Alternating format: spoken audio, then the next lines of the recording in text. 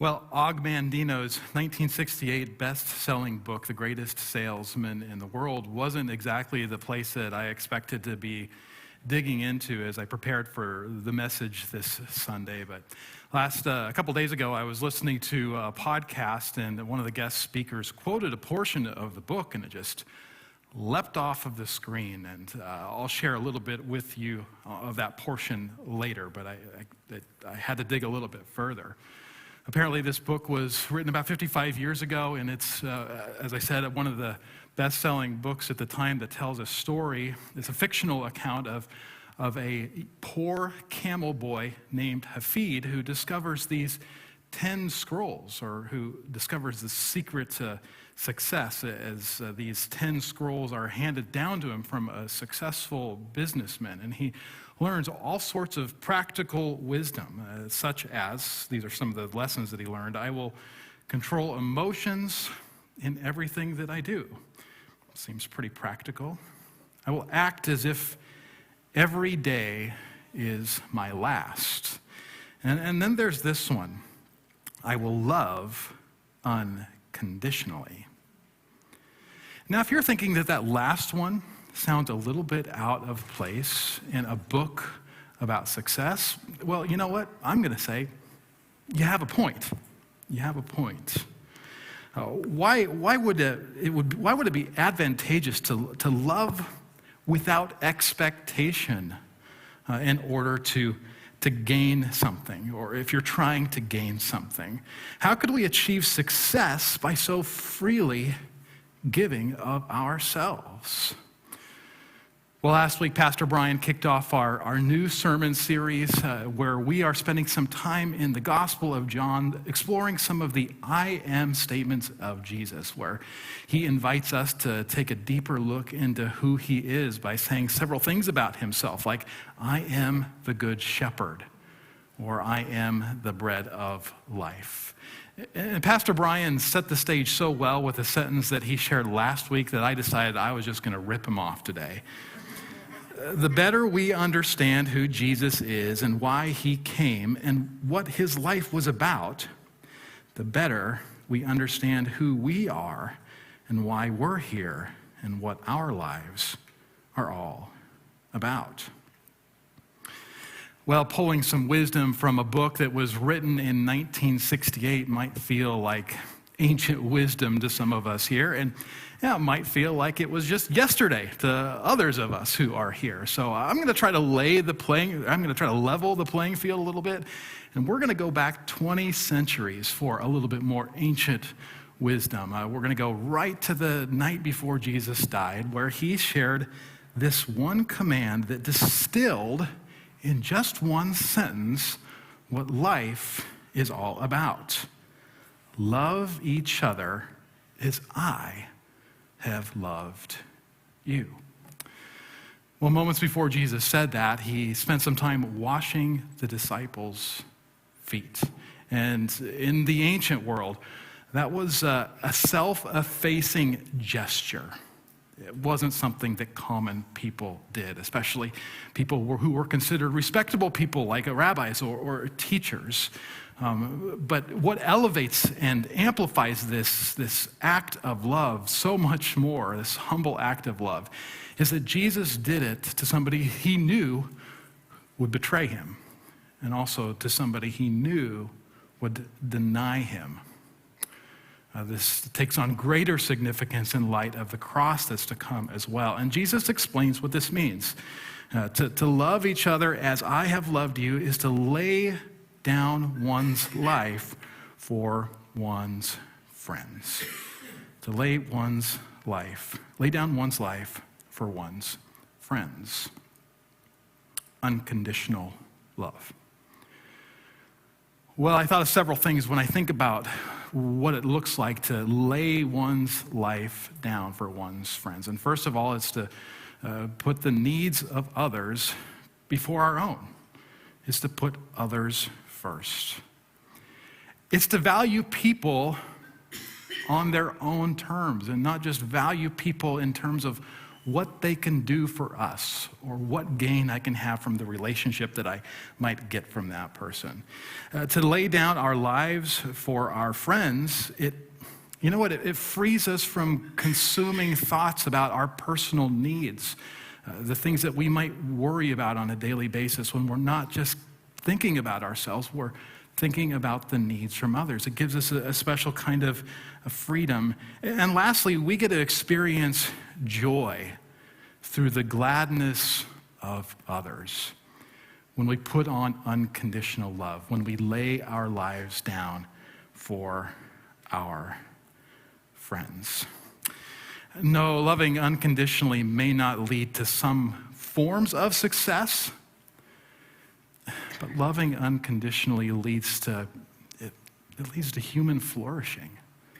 It leads to the best possible kind of life we could have. It gives us a different kind of freedom in our marriages. It brings us to new levels of joy in our friendships, and it helps us to find a beautiful peace in family and at work. We could say it this way: that kind of love is what life is all about. It's what life is all about. Why then is it so hard for us, and is it so rare that our lives are so, why is it that our lives are so rarely about that? If we just stop for a minute and we all brainstorm some ideas, some of the barriers that get in the way from us attaining and enjoying unconditional love, we could think of several things. That fear would be one that maybe tops the list. Vulnerability and its cousin shame, all of those things kind of weave together to create this wall and this barrier to expressing and experiencing unconditional love. But as surprising as it might sound, this is another one that came to mind. Is it possible that one of the biggest reasons that we don't experience and give away unconditional love is because of the pull of pleasing people? The pull of pleasing people. Now, wait a minute. Some of you are thinking, isn't that love? But isn't it loving to please people? Haven't you heard the 11th commandment? Happy wife, happy life. The 12th commandment is really similar. Never burden a mom who is reading a good book. Look, I'm all for the happy wife thing. Believe me, I'm all for that. But the expression that we use when we talk about pleasing people maybe can be better expressed as sometimes appeasing people. And here's why this is so different from unconditional love. Because it brings an unstated condition back into love. We're trying to do something to get something from somebody else. Whether that's personal favor, whether that's to get them just simply to like us, whether that's for popularity, or it could be physical, financial gain. We might do that with our bosses, with our employers, so that they'll like us and they'll give us a raise or more time off. And who wouldn't want those kinds of things? Who wouldn't want those kinds of things? But this is why this is important. When we put the condition back into unconditional love, we lose the beautiful experience that comes with it. We lose the beautiful experience that comes with it. Instead of valuing people, we use people. We use people for our personal gain. Not only that, we refuse ourselves the joy of watching other people gain from true sacrificial giving. And you know what? We become entrapped by our own personal needs and by the fear that we're not going to get a return from the love that we get back, or even the shame of rejection.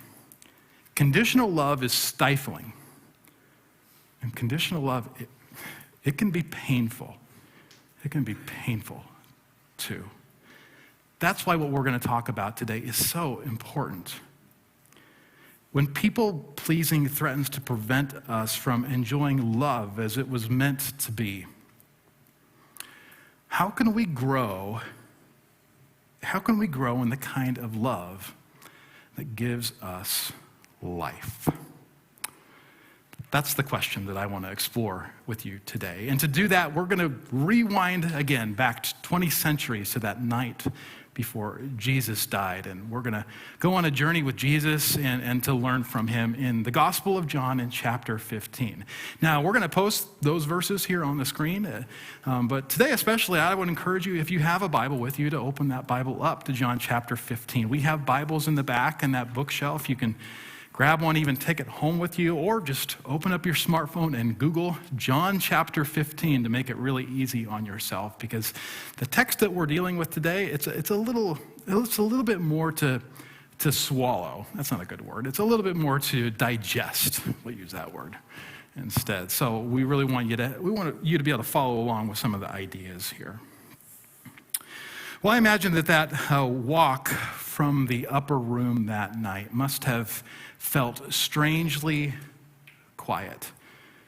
The meal wasn't like so many of the other meals that the disciples had experienced with Jesus. Usually there was a special guest involved, but they knew that this one was set apart, and this one was important because it was just Jesus and them.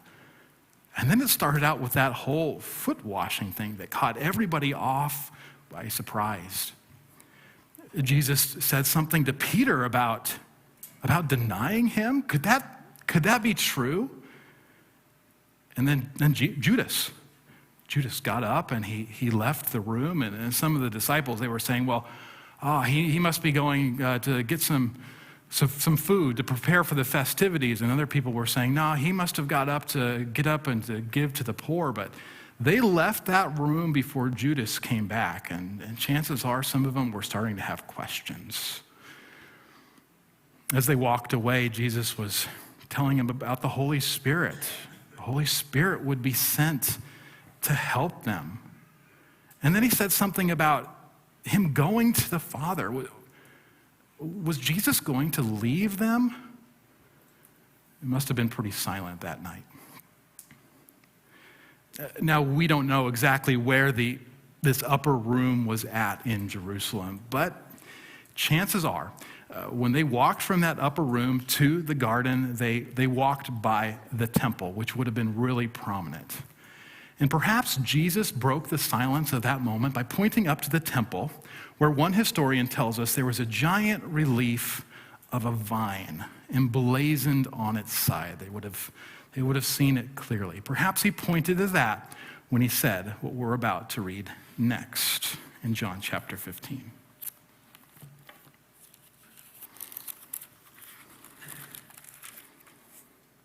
I am the true vine,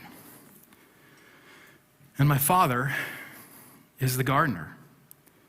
He cuts off every branch in me that bears no fruit, while every branch that does bear fruit, he prunes, so that it will be even more fruitful. You are already clean because of the word that I have spoken to you. Remain in me as I also remain in you. No branch can bear fruit by itself. It must remain in the vine. Neither can you bear fruit unless you remain in me. I am the vine. You are the branches. If you remain in me and I in you, you will bear much fruit. Apart from me, you can't do anything. If you do not remain in me, you are like a branch that is thrown away and withers. Such branches are picked up, thrown into the fire and burned. If you remain in me and my words remain in you, ask whatever you wish, and it will be done for you. This is to my Father's glory, that you bear much fruit, showing yourself to be my disciples. Well, I'm going to be honest with you. And you know what? You're going to judge me. I'm okay with that. That's all right. But every time I hear that people who are just kind of starting out in their faith and they're just curious about faith, that they should go to the Gospel of John, I wince. and look, I get it. The Gospel of John is beautiful. John 3:16, for God so loved the world. John opens up his gospel without pulling any punches at all. In the beginning was the Word, and the Word was with God, and the Word was God. Whoa! It's amazing stuff. But the Gospel of John, I think, is also one of the hardest Gospels to understand out there, of all four of them. And there's several reasons for that. There's poetry all over the Gospel of John. What we just read is rich with poetry. Jesus relentlessly uses metaphors throughout the book, so much so that his disciples are constantly confused. And, don't take my word for it, but I really believe that confusion is a motif throughout the entire book. So sometimes we'll read something from the Gospel of John, and some people say this about Jesus, and we say, well, that makes sense, but then Jesus goes on to correct it, especially if we lift it out of the context. Confusion, metaphor, poetry, it's all sometimes a little bit hard to deal with. I say that by way of disclaimer, because today we're going to take a little bit of a different approach, and we're probably going to spend just a little bit more time in the text than we usually do. And we're going to try to not keep it too technical, but I just want to give a fair warning, and for those of you who are like, whoa, that's a lot, we're going to get to something practical and meaningful at the end. But we were going to really sit in this text for a little bit, just to soak it in and try to understand exactly what Jesus is trying to tell us. In the verses that we read, there is first a lot of repetition. There's a lot of repetition going on. And then that's because of the poetry here. It's kind of like a sonnet, for those of you who remember, or maybe you write sonnets or haikus. There's a certain structure at play that's used to convey meaning through beauty. But this is an ancient structure that we're not as familiar with today, and it's called a chiasm, which gets its meaning from a Greek word meaning crossing, okay? Let's simplify that. It's like an X. It's like an X. Yeah, I got it up there. Beautiful. If you read it from left to right, and I got to think hard about this. The first idea, the A idea is at the top. And the second idea is the B idea. The A idea, it starts it off. It's the first one at the top, but it's the last one at the bottom. Following along? And then the second idea it's the B idea. Well, the B idea is the second idea at the top, but it's the first one at the bottom. All right? Well, in a chiasm, one of the most important ideas is actually in the middle. It's the one that our author wants to draw our attention to. Well, we'll get to some of the details, but let's take a step back here, because Jesus is using a chiasm to build. This whole chiasm is built around a metaphor. Jesus is the true vine. That's what he says. Well, true as opposed to what? What's the false vine? Maybe the false vine was the temple, if he was pointing to that. Never says it. But maybe it was the temple. Maybe the false vine was Israel. Several times in the Old Testament, Israel is compared to a vine. It could have been that. But also, Jesus uses the word true, like in reference to true bread in the Gospel of John, not to mean true as opposed to false, but real. Real. It's the real thing. He talks about the true bread in contrast to real bread or physical bread that the Israelites ate in the desert, and that was certainly real, but it wasn't real in a spiritual sense. So there's a good possibility that what Jesus is saying is, this is the real, I am the real spiritual vine here. Well, that's not the only metaphor going on here. There are other figures in this metaphor too. God is the gardener. The disciples whom he's speaking to, they're the branches. And then there's the fruit and the branches that don't bear fruit. We'll wrestle with those in a minute. But let's go back to our chiasm. First, the first idea that Jesus mentions are the branches that don't bear fruit in verse 2a. And then he comes back at the very end and talks about that more. A branch that is thrown away in verse 6. Well, the second idea, the B idea, are branches that bear fruit. Those branches that bear some fruit, even a little bit of fruit, Jesus says, will be pruned so that they can bear more fruit. In other words, simply, the branches that bear some fruit will bear more fruit. And then he comes back to that idea in the second to last part. Do I got my arms right? This is getting confusing. In verse 5, branches that bear some fruit will bear much fruit. In verse 5. What he wants to draw our attention to is in the middle. It's the action point of all of this. Remain in me. Remain in me. That sits at the center. So now you have a way to kind of conceptualize it as a whole. At the top and at the bottom are the results. In the middle is the action point if you want positive results. You guys are doing an amazing job. You're sticking with me, and I feel like a clown up here, kind of waving my arms back and forth. This is good. Okay. So what's next? It's important to know what the crux is, what the top and the bottom is. We're going to take a quick breather here because naturally some questions are going to come up, some hard questions. So let's address those and we'll come back to the crux.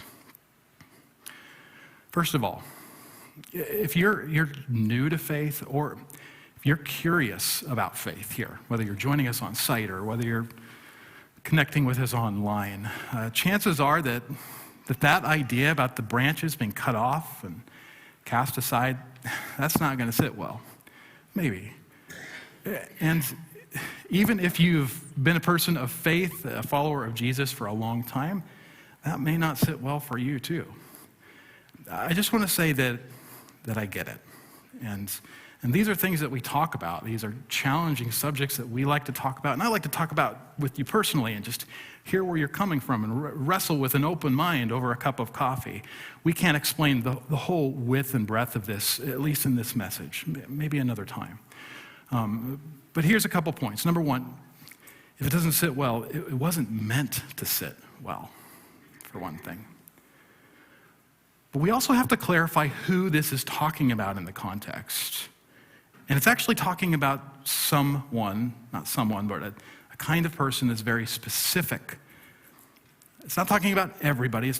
Doesn't conceive the whole world in mind. It conceives a specific kind of person that walked with Jesus and then intentionally, clearly, definitively turned away.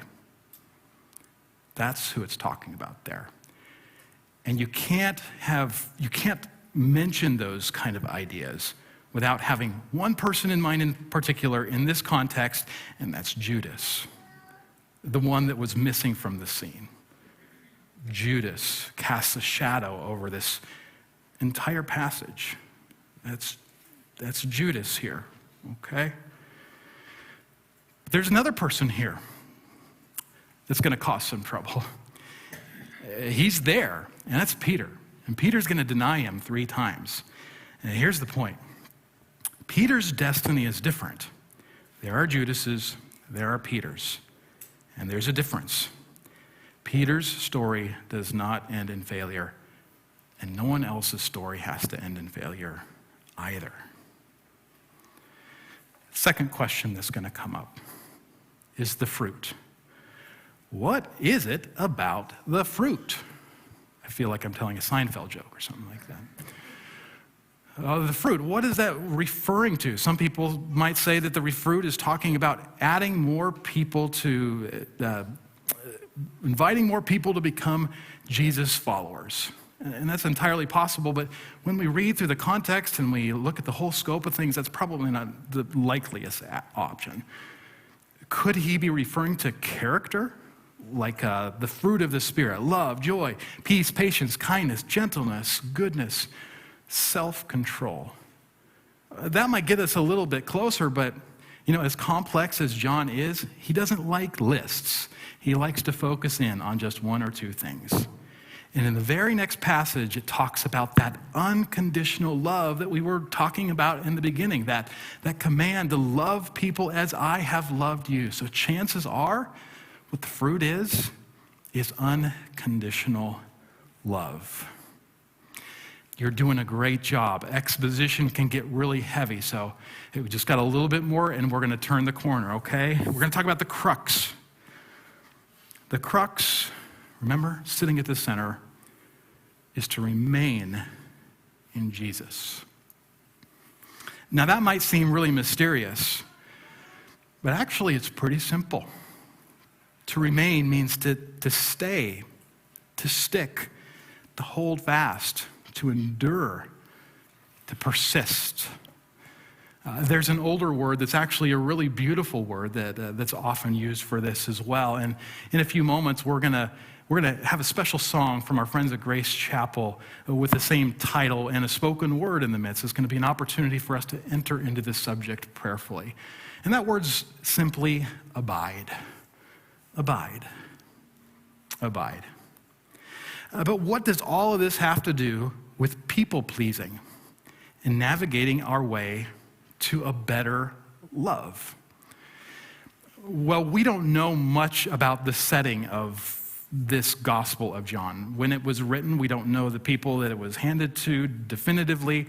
If you wrote down all of the ideas about the author and the date and the setting, you would have more books and could probably fill the entire world.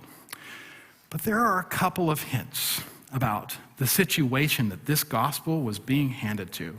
And chances are it was being handed to a group of Jesus followers who were being kicked out of the synagogue because of their faith in Jesus. There was an uprising. The Jews were tired of this idea that Jesus was the Messiah, and people who held to faith in Jesus as the Messiah were being persecuted, and they were being told to leave. We get a sense of that in John chapter 12. And right after this passage in John chapter 16, Jesus predicts that very thing will happen to them. They will be kicked out of the synagogues. And this is a big deal. This is a big deal because the synagogue was the center of life. If you were kicked out of the synagogue, you were ostracized, you were disowned, and you were shamed. There were financial implications that were probably involved.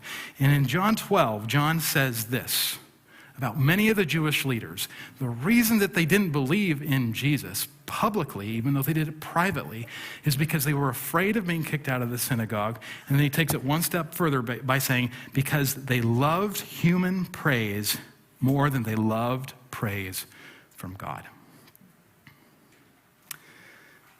There's the tension. There's the tension. Pleasing people. Conditional love, for whatever gain that might be for us, whether that's a financial gain, whether that's social status, whether that's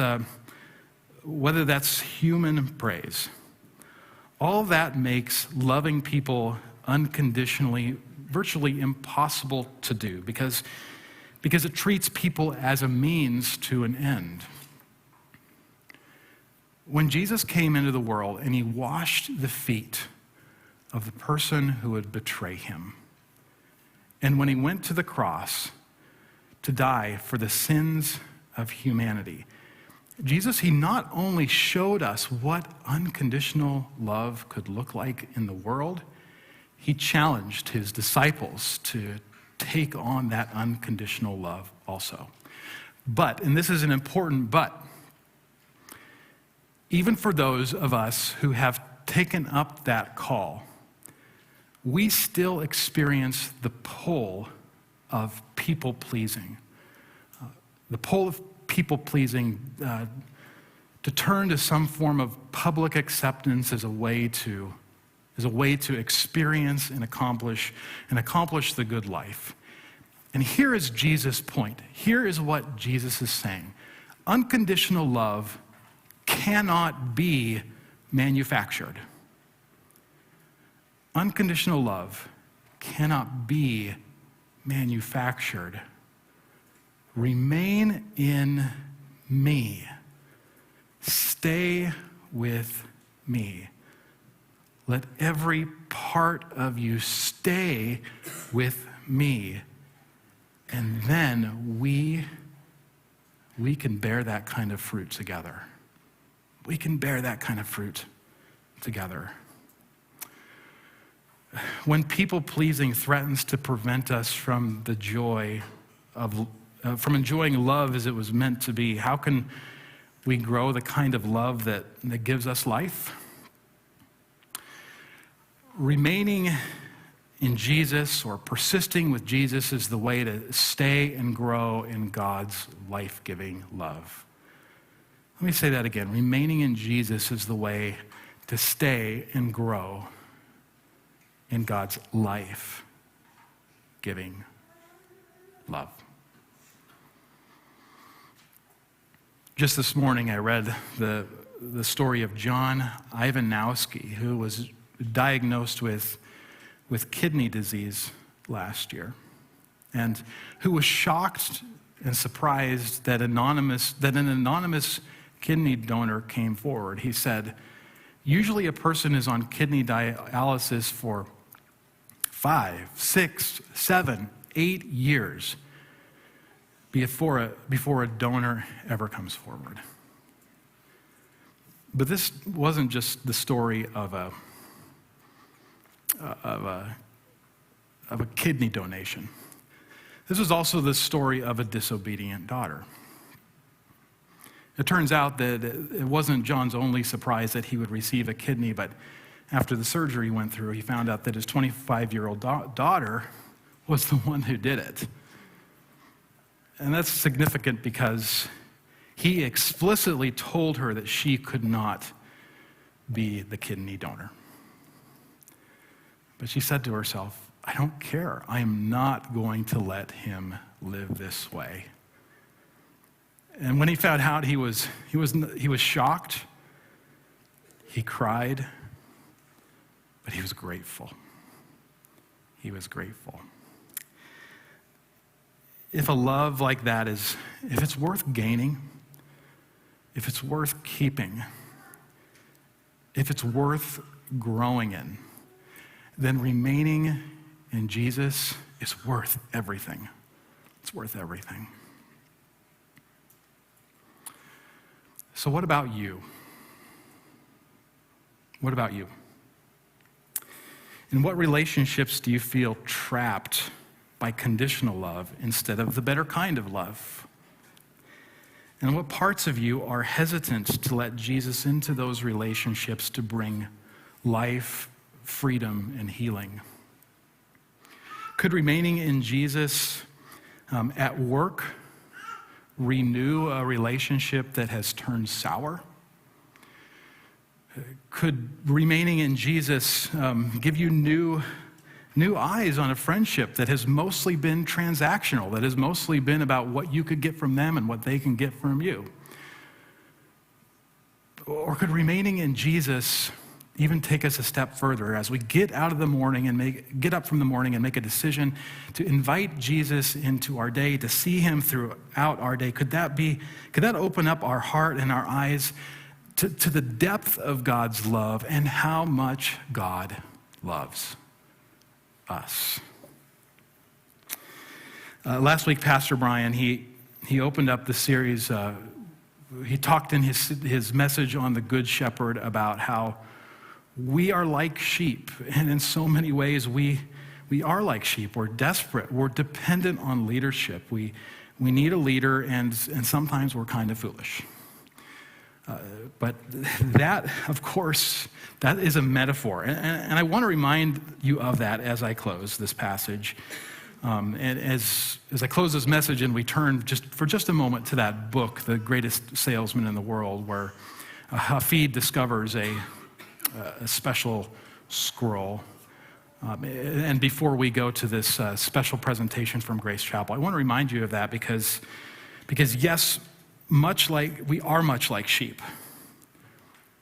But as we remain, and as perhaps some of us persist, and some of us persist maybe even for the very first time, I'm going to invite you, as I read this, to put aside your inner sheep and to channel your inner lion. I will persist until I succeed. In the Orient, young bulls are tested for the fight arena in a certain manner. Each is brought to the ring and allowed to attack a picador who pricks them with a lance. The bravery of each bull is then rated with care according to the number of times he demonstrates his willingness to charge in spite of the sting of the blade. Henceforth, I will recognize that each day I am tested by life in a like manner. If I persist, I will continue to try. If I continue to charge forward, I will succeed. I will persist until I succeed. I was not delivered unto this world in defeat, nor does failure course through my veins. I am not a sheep waiting to be prodded by my shepherd. I am a lion, and I refuse to talk, to walk, to sleep with the sheep. I will hear not those who weep and complain, for their disease is contagious. Let them join the sheep. The slaughterhouse of failure is not my destiny. I will persist until I succeed. Always will I take another step. If that is of no avail, I will take another and yet another. In truth, one step at a time is not too difficult. I will persist until I succeed. I will persist until I succeed. Let me invite you into just a moment of prayerful consideration as we enjoy this song together, Abide with a Special Spoken Word.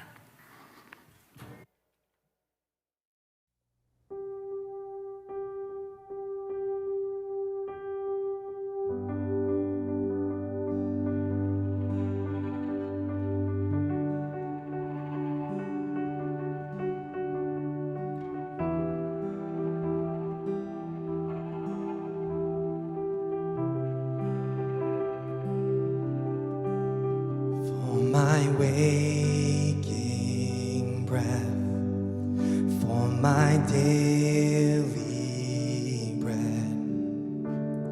and I depend on you, and I depend on you, for the sun to rise, for my sleep at night. And I depend on you. Yes, I depend on you. You're the way, the truth, and the life. You're the well that never runs dry. I'm the branch and you are the vine. Draw me close and teach me to abide. Be my strength, my song in the night. Be my all, my treasure, my prize. I am yours forever, you're mine. Draw me close and teach me to abide.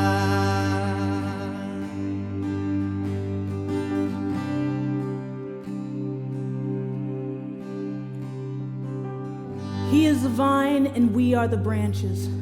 So why is it so hard for us plants to stay planted? Grafted in despite our sin, he said his grace is what granted.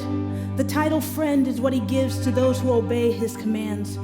Abide in me and I in you is what he told us to do. Yet we abide in other things like they'll produce good fruit. No, he didn't choose him, thank God he chose me and you. We ask for sights unseen and more good deeds to do. But there's one work for you, and this one work is true. Just abide in the one who can produce good fruit. And that's always been God. That's why he came down to us. Despite burnt offerings rising, they couldn't get high enough. That's why he sent us his son to do what no man could do. He says, abide in me, because he's enough for you.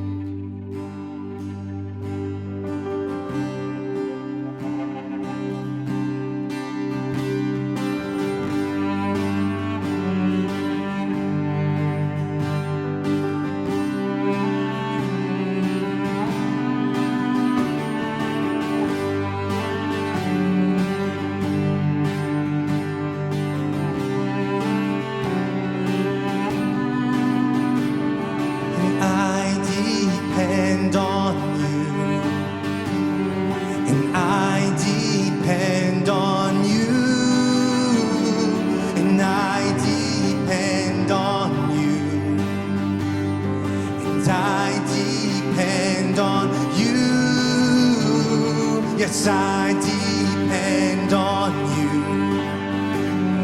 and I depend on you, and we depend on you. Yes, we depend on you. When I pass through death, as I enter rest, and I depend on you. Yes, I depend on you for eternal life, to be raised with Christ, and I depend on you. Yes, I depend on you. You're the way, the truth, and the life. You're the well that never runs dry. I'm the branch and you are the vine. Draw me close and teach me to abide. Be my strength, my song in the night. Be my all, my treasure, my prize. And I am yours forever, you're mine. Draw me close and teach me to abide.